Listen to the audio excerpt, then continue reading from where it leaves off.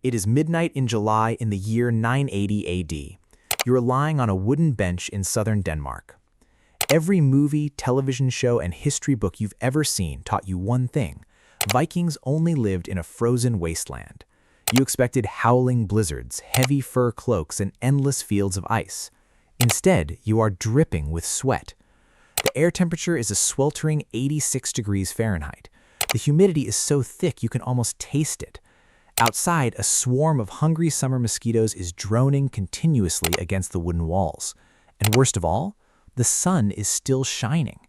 Because you are standing in the land of the midnight sun, the sky overhead is locked in a perpetual, blinding golden twilight. It hasn't been dark for 3 weeks. You roll over on your wooden bench, but your skin sticks to the wool bedding. You pull the blanket off, but then the insects attack. You close your eyes, but your brain refuses to believe it's night. Your home, a massive turf-lined longhouse engineered specifically to trap winter heat, has turned into a suffocating, airless baking oven. If you don't sleep, you can't farm. If you can't farm, you can't hunt, navigate, or survive. So how do you sleep when your home is an oven, the sun won't go down, and there is no such thing as air conditioning? The answer reveals a shocking truth about Viking life that popular history completely ignores. And it proves that ancient humans had to solve a thermal and psychological crisis that looks terrifyingly similar to our own. When we picture Vikings, we almost always picture snow. We imagine them fighting through ice storms and heavy bear pelts. It's one of the greatest historical misconceptions of all time, because between the years 950 and 1250 AD, the Northern Hemisphere entered a climatic phenomenon known as the medieval warm period. To prove this, climate scientists in 2018 analyzed ice core samples from Greenland alongside tree ring data across Scandinavia. Their findings were undeniable. During the height of the Viking Age, summer temperatures in Northern Europe were consistently higher than they had been for centuries. In places like modern-day Sweden, Norway, and Denmark, Scandinavian summers weren't just mild, they were hot, humid, and blindingly bright. This creates a massive historical problem. The Vikings were master builders of cold-weather survival gear. Their clothes, their diet, and their architecture were all optimized to stop them from freezing to death in sub-zero snowstorms in January. So what happens when that exact same survival technology gets hit with a heat wave? What happens when the very houses built to keep you alive in January start cooking you alive in July? To figure this out, archaeologists had to stop looking at how Vikings fought the cold and start looking at where they went when the heat hit. Consider the Longhouse. In 1969, archaeologists excavating the ancient Viking trading hub of Hedeby near the modern border of Germany and Denmark uncovered the structural remains of tightly packed wooden homes. These buildings were masterpieces of cold-weather engineering. Their walls were made of thick wattle and daub, woven wooden branches smeared with a dense mix of mud, clay, and animal dung, and lined with heavy layers of earth and sod. In the middle of winter, a longhouse was a miracle. The thick walls kept the heat inside, while a central fire warmed the entire community. But in July, that same engineering became a trap. Earth walls have high thermal mass. This means they absorb ambient heat during the day and radiate it continuously for hours afterwards. Once a longhouse absorbed the summer heat, it stayed hot all night long. To make matters worse, longhouses had virtually no windows. Openings in the walls let out precious heat in winter, so Vikings kept them small or eliminated them entirely. Without windows, there was no cross-ventilation, no cool night breeze. If you stepped inside a longhouse during a July afternoon, the internal temperature could easily spike past 95 degrees Fahrenheit. Add the body heat of 20 family members, hunting dogs, and drying fish, and the air inside became thick, stagnant, and completely unlivable. They couldn't stay inside, so where did they go? The first step in surviving a Viking summer was getting out of the main village entirely. In 2012, researchers studying rural farming settlements across Norway found extensive evidence of seasonal migration patterns that changed everything we knew about Viking domestic life. Every spring, as the temperatures began to rise, Viking families executed a planned exodus called moving to the sæter, or the summer pasture. Women, younger family members, and herdsmen packed up their livestock and moved miles away into higher mountain valleys or towards the coastal breezes. Up in the mountains, the air was significantly cooler. High-altitude winds swept away the heavy low-altitude humidity, and mountain streams provided a continuous supply of ice-cold water. Here, they built temporary summer dwellings made of light timber, open-air wooden shelters, or lean-tos with high, slated roofs that allowed wind to pass through freely. Instead of sleeping inside sealed earth fortresses, they slept in air-ventilated open-air structures, catching the mountain breeze. But what about the Vikings who had to stay behind in lowland trading centers like Birka or Kaupang? They couldn't just pack up and move to the mountains. They had ships to build, crops to tend, and goods to trade. How did they beat the heat? Archaeologists found the answer buried 4 feet beneath the soil. Scattered across Scandinavia, archaeological digs reveal a widespread use of Grubennhäusers or sunken pit houses. These were small buildings constructed by digging a large rectangular pit straight into the ground and placing a light wooden roof over the top. Why dig into the dirt? Because soil is a natural thermal regulator. 4 feet beneath the surface, the earth maintains a nearly constant temperature year-round, usually around 50 to 60 degrees Fahrenheit. While the air inside a traditional longhouse was baking at 90 degrees, a subterranean pit house was naturally cool, dark, and comfortable. Archaeological finds originally suggested that Vikings used these pit houses exclusively as summer craft workshops. However, micro-artifact analysis of floor beds indicate another vital purpose. They were ancient cooling cellars where people retreated during the hottest hours of the day to sleep.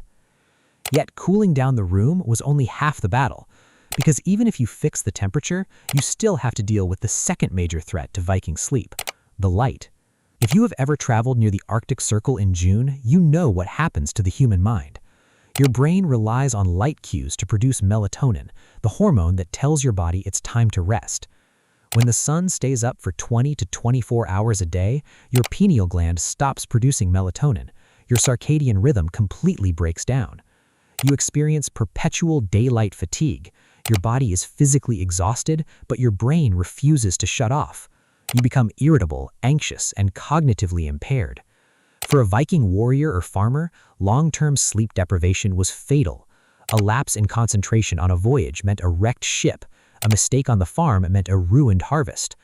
So how did they hack their own brain chemistry before the invention of modern blackout curtains? They built wooden darkness traps. Excavations at the famous Oseberg ship burial in Norway in 1904 yielded some of the most intricate textile remains ever discovered in the Viking world. Among the artifacts were fragments of heavy, tightly woven tapestries and thick, dark woolen hangings.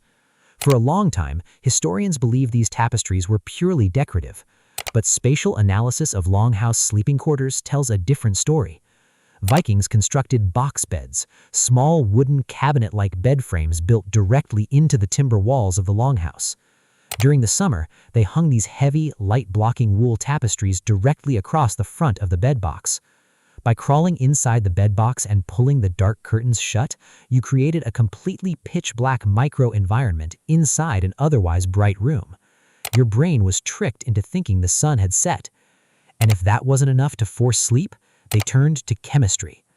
In 1978, during major excavations at Anglo-Scandinavian York, the Viking city of Jorvik, archaeologists analyzing ancient botanical seeds made a fascinating discovery.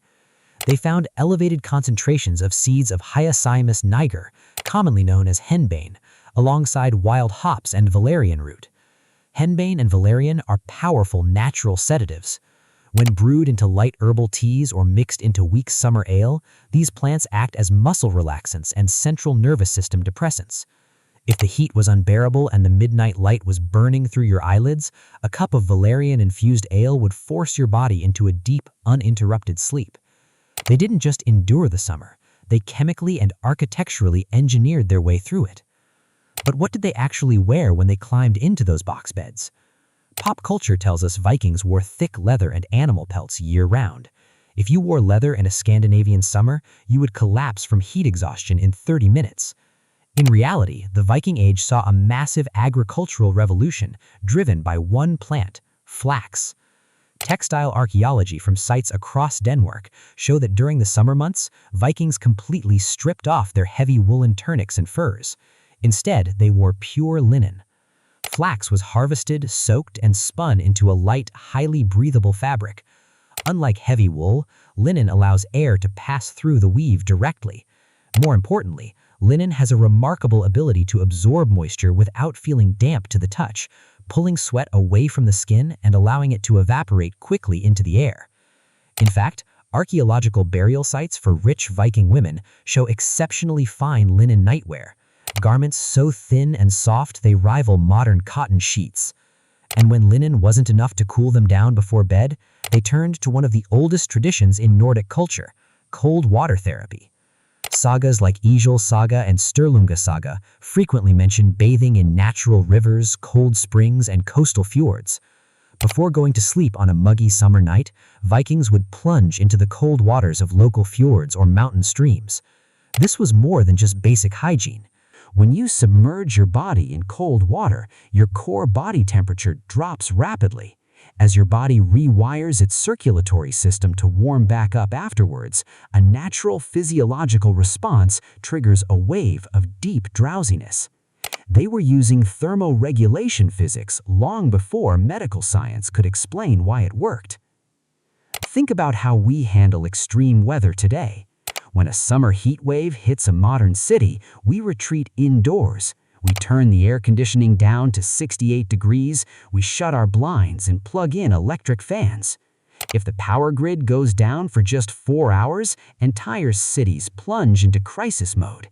We have become utterly dependent on a delicate web of electricity and modern technology to keep our bodies comfortable. The Vikings didn't have a power grid. They didn't have thermostats, mechanical fans, or cooling gel mattresses. Yet when faced with extreme summer heat waves and relentless 24-hour sunlight, they didn't panic. They adapted.